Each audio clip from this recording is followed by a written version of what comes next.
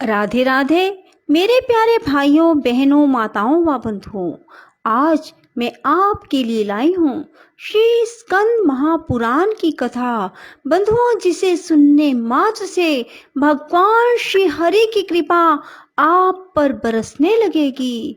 बंधुओं, पर इस कथा को जब भी सुनो, पूर्ण विश्वास और सच्ची श्रद्धा से एकाग्र मन होकर सुनो और कथा को पूरी सुनो। पूरी सुनने के बाद कमेंट बॉक्स में जय शिव शंकर भोलेनाथ जरूर लिखें। बंधुओं, यदि आपने हमारे चैनल को अब तक सब्सक्राइब नहीं किया तो जरूर करें, ताकि आपको हमारी आने वाली सभी वीडियोस की जानकारी सबसे पहले हो सके। बोलो शिव शंकर भोलेनाथ की जय, विष्णु भगवान की जय। इस प्रकार मंदराचल को मथानी और वासुकी नाग को रस्सी बनाकर देवताओं और दैत्यों ने क्षीर समुद्र का मंथन आरंभ किया। इतने में ही वह पर्वत समुद्र में डूबकर रसातल को जा पहुंचा। तब लक्ष्मीपति भगवान विष्णु ने कच्छप रूप धारण करके तत्काल ही मंदराचल को ऊपर उठा दिया। उस समय यह एक अद्भुत घटना हुई। फिर जब देवता और दैत्यों ने मथानी को घुमाना आरंभ किया, तब वह पर्वत बिना गुरु के ज्ञान की भांति कोई सुदृढ़ आधार न होने के कारण इधर उधर डोलने लगा।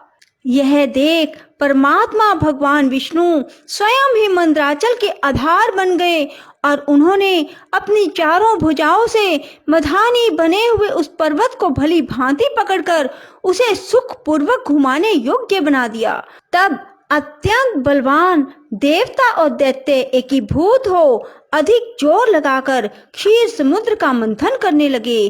कच्छप रूपधारी भगवान की पीठ जन्म से ही कठोर थी और उस पर घूमने वाला पर्वत श्रेष्ठ मंदराचल भी ब्रजसार की भांति दृढ़ था। उन दोनों की रगड़ से समुद्र में बड़वानल प्रकट हो गया, साथ ही हालाहल विष उत्पन्न हुआ। उस विष को सबसे पहले नारद जी ने देखा। तब अमित तेजस्वी देव ऋषि ने देवताओं को पुकार कर कहा, अदिति कुमारों, अब तुम समुद्र का मंथन ना करो। इस समय संपूर्ण उपद्रवों का नाश करने वाले भगवान शिव की प्रार्थना करो। वे प्रातपर हैं, परमानंद स्वरूप हैं, योगी पुरुष भी उन्हीं का ध्यान करते हैं। देवता अपने स्वार्थ साधन में संलग्न हो समुद्र मथ रहे थे। वे अपनी ही अभिलाषा में तन्मय होने के कारण नारद जी की बात नहीं सुन सके। केवल उद्यम का भरोसा करके क्षीर सागर के मंथन में संलग्न थे। अधिक मंथन से जो हालाहाल विष प्रकट हुआ, वह तीनों लोकों को भस्म कर देने वाला था। वह प्रौढ़ विष देवताओं का प्राण लेने के लिए उनके समीप आ पहुंचा और ऊपर नीचे तथा संपूर्ण दिशाओं में फैल गया। स्वस्थ प्राणियों को अपना ग्रास बनाने के लिए प्रकट हुए उस कालकूट विष को देखकर वे सब देवता और दैत्य हाथ में पकड़े हुए नागराज वासुकी को मंदराचल पर्वत सहित वहीं छोड़ भाग खड़े हुए। उस समय उस लोक संहारकारी कालकूट विष को भगवान शिव ने स्वयं अपना ग्रास बना लिया। उन्होंने उस विष को निर्मल कर दिया। इस प्रकार भगवान शंकर की बड़ी भारी कृपा होने से देवता, असुर, मनुष्य तथा संपूर्ण त्रिलोकी की उस समय कालकूट विष से रक्षा हुई। तदंतर भगवान विष्णु के समीप मंदराचल को मथानी और वासुकी नाग को रस्सी बनाकर देवताओं ने पुनः समुद्र मंथन आरंभ किया। तब समुद्र से देव कार्य की सिद्धि के लिए अमृतमयी कलाओं से परिपूर्ण चंद्रदेव प्रकट हुए। संपूर्ण देवता, असुर और दानवों ने भगवान चंद्रमा को प्रणाम किया और गर्गाचार्य जी से अपने अपने चंद्र बल की यथार्थ रूप से जिज्ञासा की। उस समय गर्गाचार्य जी ने देवताओं से कहा, इस समय तुम सब लोगों का बल ठीक है। तुम्हारे सभी उत्तम ग्रह केंद्र स्थान चतुर्थ स्थान में, सप्तम स्थान में और दशम स्थान में है। चंद्रमा से गुरु का योग है। सूर्य, शुक्र, शनि और मंगल भी चंद्रमा से संयुक्त हुए हैं। इसलिए तुम्हारे कार्य की सिद्धि के निमित्त इस समय चंद्र बल बहुत उत्तम है। यह गोमंत नामक मुहूर्त है जो विजय प्रदान करने वाला है। महात्मा गर्ग जी के इस प्रकार आश्वासन देने पर महाबली देवता गर्जन करते हुए बड़े वेग से समुद्र मंथन करने लगे। मथे जाते हुए समुद्र के चारों ओर बड़े जोर की आवाज उठ रही थी। इस बार के मंथन से देव कार्यों की सिद्धि के लिए साक्षात सुरभि प्रकट हुई। उन्हें काले, श्वेत, पीले, हरे, लाल रंग की सैकड़ों गौएं घेरे हुए थी।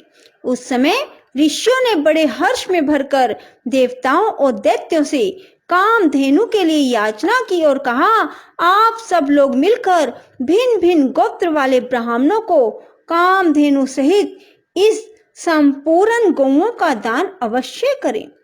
ऋषियों के याचना करने पर देवताओं और दैत्यों ने भगवान शंकर की प्रसन्नता के लिए ये सब गौएं दान कर दी तथा यज्ञ कर्मों में भली भांति मन को लगाने वाले उन परम मंगल में महात्मा ऋषियों ने उन गौओं का दान स्वीकार किया।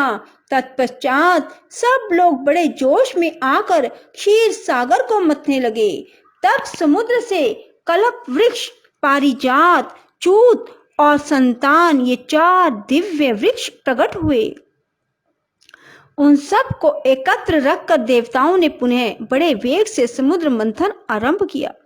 इस बार के मंथन से रत्नों में सबसे उत्तम रत्न कौस्तुभ प्रकट हुआ, जो सूर्य मंडल के समान परम कांतिमान था।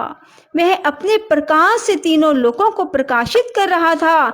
देवताओं ने चिंतामणि को आगे रखकर कौस्तुभ का दर्शन किया और उसे भगवान विष्णु की सेवा में भेंट दिया। तदंतर चिंतामणि को मध्य में रखकर देवताओं और दैत्यों ने पुनः समुद्र को मथना आरंभ किया। वे सभी बल में बढ़े चढ़े थे और बार बार गर्जना कर रहे थे। अब की बार उसे मथे जाते हुए समुद्र से उच्चैश्रवा नामक अश्व प्रकट हुआ। वह समस्त अश्व जाति में एक अद्भुत रतन था। उसके बाद गज जाति में रतनभूत ऐरावत प्रकट हुआ। उसके साथ श्वेत वर्ण के 64 हाथी और थे।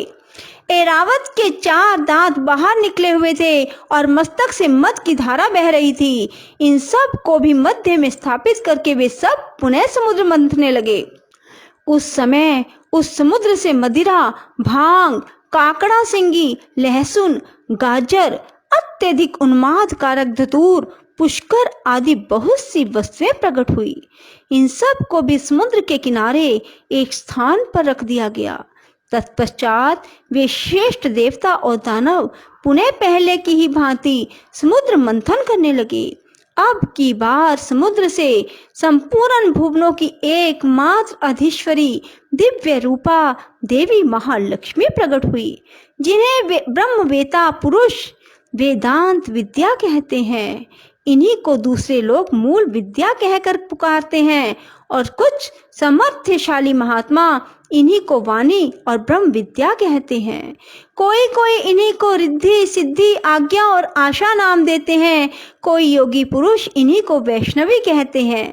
सदा उद्यम में लगे रहने वाली माया के अनुयायी इन्हीं को माया के रूप में जानते हैं। जो अनेक प्रकार के सिद्धांतों को जानने वाले और ज्ञान शक्ति से संपन्न हैं, वे इन्हीं को भगवान की योग माया कहते हैं। देवताओं ने देखा देवी महालक्ष्मी का रूप परम सुंदर है। उनके मनोहर मुख पर स्वाभाविक प्रसन्नता विराजमान है। हार और नुपुर से उनके श्री अंगों की बड़ी शोभा हो रही है। मस्तक पर छत्र तना हुआ है। दोनों ओर से चवर ढुल रहे हैं। जैसे माता अपने पुत्रों की ओर स्नेह और दुलार भरी दृष्टि से देखती है, उसी प्रकार सती महालक्ष्मी ने देवता, दानव, सिद्ध, चारण और नाग आदि संपूर्ण प्राणियों की ओर दृष्टिपात किया। माता महालक्ष्मी की कृपा दृष्टि पाकर संपूर्ण देवता उसी समय श्री संपन्न हो गए। वे तत्काल राज्य अधिकारी के शुभ लक्षणों से संपन्न दिखाई देने लगे। तदंतर देवी लक्ष्मी ने भगवान मुकुंद की ओर देखा। उनके श्रीअंग तमाल के समान श्याम वर्ण थे। कपोल और नासिका बड़ी सुंदर थी। वे परम मनोहर दिव्य शरीर से प्रकाशित हो रहे थे। उनके वक्ष स्थल में श्री वत्स का चिन्ह सुशोभित था। भगवान के एक हाथ में कौमोद की गदा शोभा पा रही थी। भगवान नारायण की उस दिव्य शोभा को देखते ही लक्ष्मी जी आश्चर्यचकित हो उठी और हाथ में वनमाला ले सहसा हाथी से उतर पड़ी। वह माला श्री जी ने अपने ही हाथों से बनाई थी। उसके ऊपर भ्रमर मंडरा रहे थे। देवी ने वह सुंदर वनमाला परम पुरुष भगवान विष्णु के कंठ में पहना दी और स्वयं उनके वाम भाग में जाकर खड़ी हो गई। उन शोभाशाली दंपति का वहां दर्शन करके संपूर्ण देवता, दैत्य, सिद्ध, अप्सराएं, किन्नर तथा चारणगण परम आनंद को प्राप्त हुए। बोलो विष्णु भगवान की जय, भोलेनाथ की जय, लक्ष्मी माता की जय। राधे राधे, जय श्री कृष्णा। बंधुओं, यदि आपको हमारी वीडियो पसंद आए तो इसे लाइक करें और शेयर भी जरूर करें। धन्यवाद।